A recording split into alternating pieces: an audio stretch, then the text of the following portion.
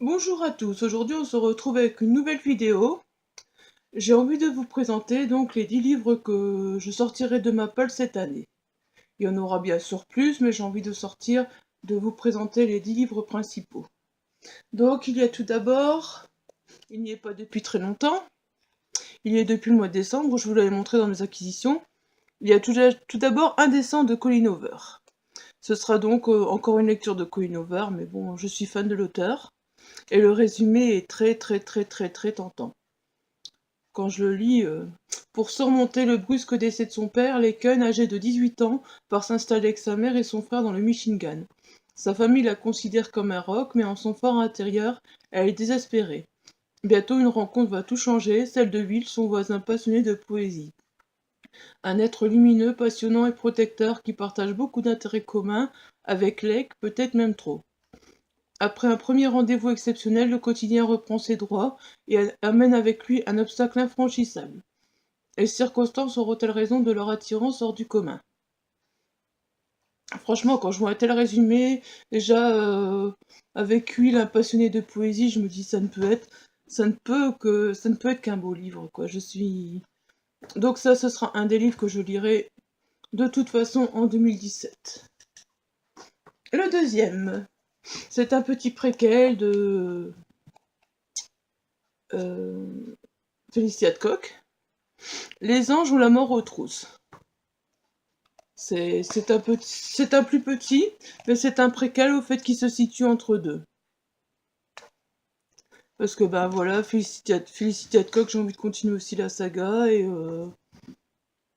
je ne vous lirai pas parce que bon, j'ai pas envie de spoiler ceux qui n'ont pas encore lu du tout la saga, parce que c'est ce que je risque de faire en lisant le résumé, donc voilà. Les anges ou la mort aux trousses de Sophie Jomain et Maxime Gilliot, que j'ai eu l'occasion de rencontrer aux Aliénales, tous les deux. Alors ensuite, un auteur dont j'entends souvent parler, M. Choupatili, Peter James, avec Face.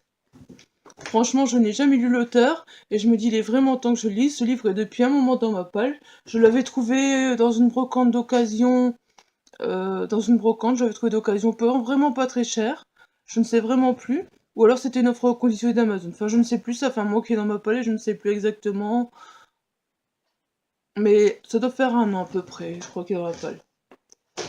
Donc si vous voulez, je peux vous lire le résumé comme je vais faire pour les autres. Pour Ross Ransom, la perfection est plus qu'un idéal, c'est son gagne-pain. Chirurgien esthétique de renommée internationale, Ransom a passé des heures à opérer son épouse. Fess est la perfection faite de femme. Lorsqu'elle tombe malade, Fess refuse l'aide de son mari et se tourne vers un thérapeute charismatique. Ransom se sent profondément trahi. Pour lui, si rationnel, c'est une question logique. S'il ne peut plus avoir sa femme, alors personne d'autre le l'aura.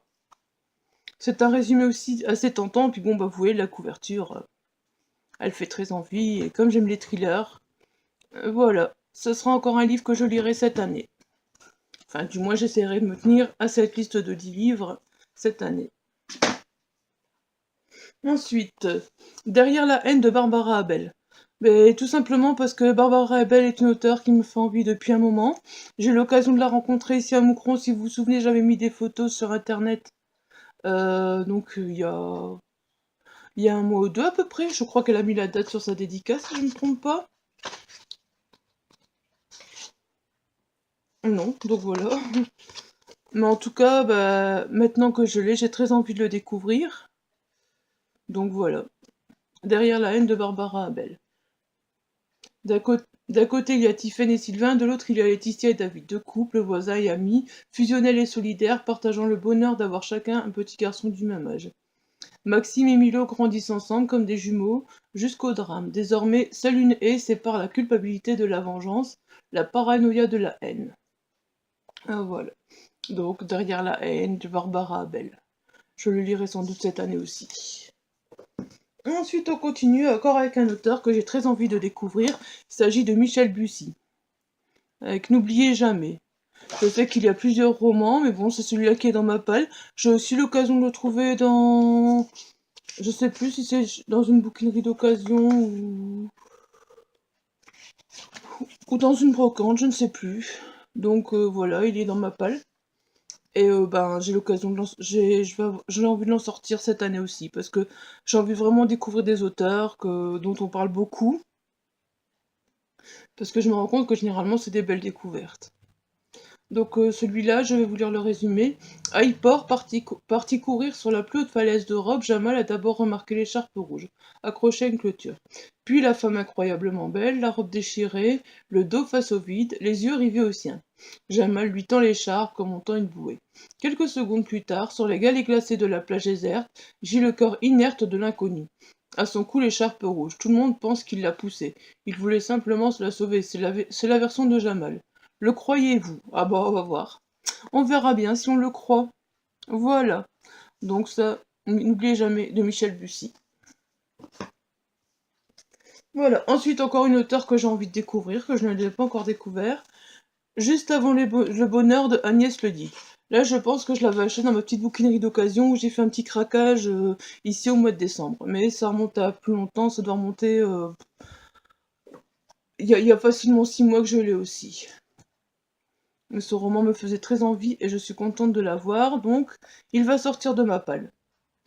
Je vous lis le petit résumé. Cela fait longtemps que Gilles ne croit plus aux contes de fées. Caissière dans un supermarché, elle élève seule son petit Lulu, unique rayon de soleil d'une vie difficile. Pourtant, un jour particulièrement sombre, le destin va lui sourire. Ému par leur situation, un homme les invite dans sa maison du bord de mer en Bretagne. Tant de générosité après des années de galère, Julie reste méfiante, elle n'a pas l'habitude, mais pour Lulu, pour voir la mer et faire des châteaux de sable, elle pourrait bien saisir cette main qui se tend. Encore un résumé très tentant, vous voyez, et puis bon, j'adore la couverture, franchement, elle est magnifique. Voilà. Alors, Grégoire Delacour, l'écrivain de la famille. Grégoire Delacour, j'ai déjà eu l'occasion de lire... je ne sais plus, attendez... Si jamais ces autres romans sont dedans, je vais vous le dire. J'ai une mémoire de poisson rouge. Alors... La liste de mes envies, voilà, c'était la liste de mes envies que j'ai eu l'occasion de lire de Grégoire Delacour. C'était un très bon roman. Et celui-là, j'étais un peu attirée par le titre et par la couverture, je la trouvais magnifique. C'est un roman que je dois avoir acheté en même temps que celui d'Agnès Ledy chez la bouquiniste d'occasion. Donc je vous lis le petit speech pour ceux qui ne connaissent pas. À 7 ans, Édouard écrit son premier poème, 4 rimes pauvres qui vont le porter au nu et faire de lui l'écrivain de la famille. Mais le destin que les autres vous choisissent n'est jamais tout à fait le bon. Avec grâce et délicatesse, Grégoire Delacour nous conte une histoire simple, familiale, drôle et bouleversante. Donc voilà, c'est un livre qui me fait très très très très envie aussi. Donc certainement cette année aussi. Ensuite, il y a La délicatesse de David Founkinos, parce que David Founkinos est un auteur. Tous les ans, je dis, il faut que je lise cet auteur, il faut que je lise cet auteur, et jamais, jamais, jamais je n'ai lu un de ses livres. Donc voilà, ce sera l'occasion aussi. Je l'avais aussi. C'est tous des livres d'occasion de toute façon. Je l'avais aussi d'occasion pour presque rien, et j'en ai profité pour le prendre. Donc le petit résumé. François pensa, si elle commande un déca, je me lève et je m'en vais. C'est la boisson la moins conviviale qui soit. Un thé, ce n'est guère mieux. On sent qu'on va passer des dimanches après-midi à regarder la télévision. Ou pire, chez les beaux-parents. Finalement, il se dit qu'un jus, ça serait bien. Oui, un jus, c'est sympathique. C'est convivial et pas trop agressif. On sent la fille douce et équilibrée. Mais quel jus? Mieux vaut esquiver les grands classiques. Évitons la pomme ou l'orange trop vue. Il faut être un tout petit peu original, sans être toutefois excentrique. La papaye ou la goyave, ça fait peur. Le jus d'abricot, c'est parfait. Si elle choisit ça, je l'épouse. Je vais prendre un jus d'abricot, répond Nathalie. Il la regarda comme si elle était une effraction de la réalité. Voilà. Ça, c'est pour la délicatesse de David Founkinos. En plus, vous voyez, il y a beaucoup, beaucoup de petits livres. Donc, ben, je vais en profiter. Hein. C'est tous des petits livres de 200 pages, c'est vite lu. Donc, voilà. Alors ensuite, celui-là, il est depuis peu dans ma palle. Je vous en ai déjà parlé sur le blog. Les oubliés du dimanche. Et je vous en ai déjà parlé aussi dans les acquisitions. Les oubliés du dimanche de Valérie Pellerin. Perrin, plutôt, excusez-moi. Je bafouille, j'ai des bêtises.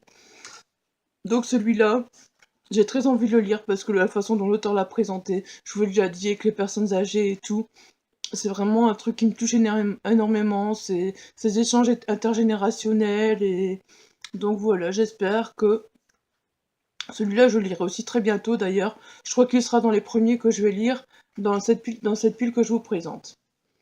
Alors pour le petit résumé, Justine, 21 ans, aime les personnes âgées. Comme d'autres les comptent. Hélène, presque 5 fois son âge, a toujours rêvé d'apprendre à lire. Ces deux femmes se parlent, s'écoutent, se révèlent l'une à l'autre, jusqu'au jour où un mystérieux corbeau sème le trouble. Dans la maison de retraite qui abrite leurs confidences et dévoile un terrible secret. Parce qu'on ne sait jamais, rien de ce que l'on connaît. À la fois drôle et mélancolique, Les Oubliés du Dimanche est un roman d'amour passé, présente, inavouée, éblouissante. Voilà. Et vous voyez, la couverture est magnifique. Moi, la couverture me donne envie de partir en vacances, je sais pas vous, mais c'est vraiment l'effet qu'elle me fait, quoi. Voilà.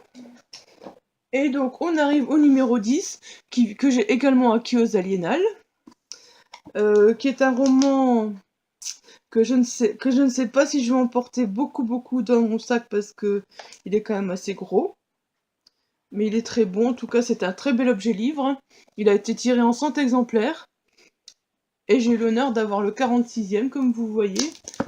Il s'agit de Creuse la mort, de Paul Clément. On voit des reflets. Voilà, c'est un très bel objet livre, comme vous pouvez le voir, regardez.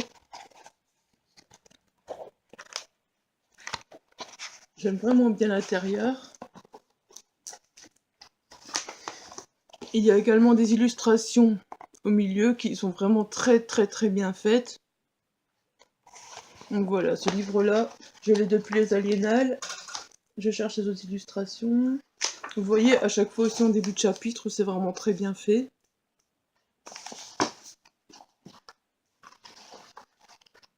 Ah, il y avait une illustration aussi. Regardez, franchement, je trouve qu'elles sont vraiment très bien faites. Donc voilà. C'est un roman que je pense que je lirai à la maison une fois un dimanche, tranquillement.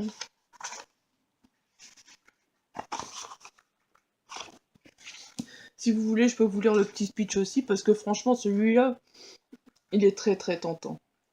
Que feriez-vous si chaque nuit, une fosse était creusée dans votre jardin? Vous la rebouchez?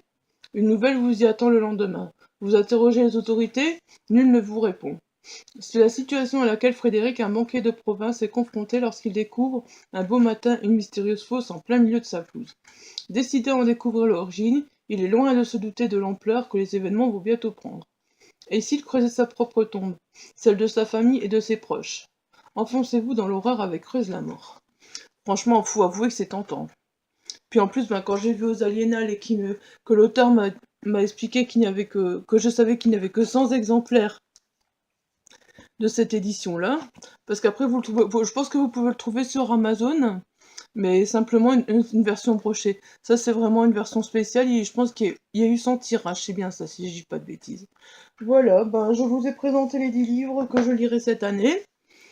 Si jamais vous avez envie de m'en conseiller un ou l'autre avant, n'hésitez pas. Si vous en avez lu, n'hésitez pas à m'en parler, comme ça on peut en discuter ensemble. Et n'hésitez pas, voilà. Allez, à bientôt, bye bye!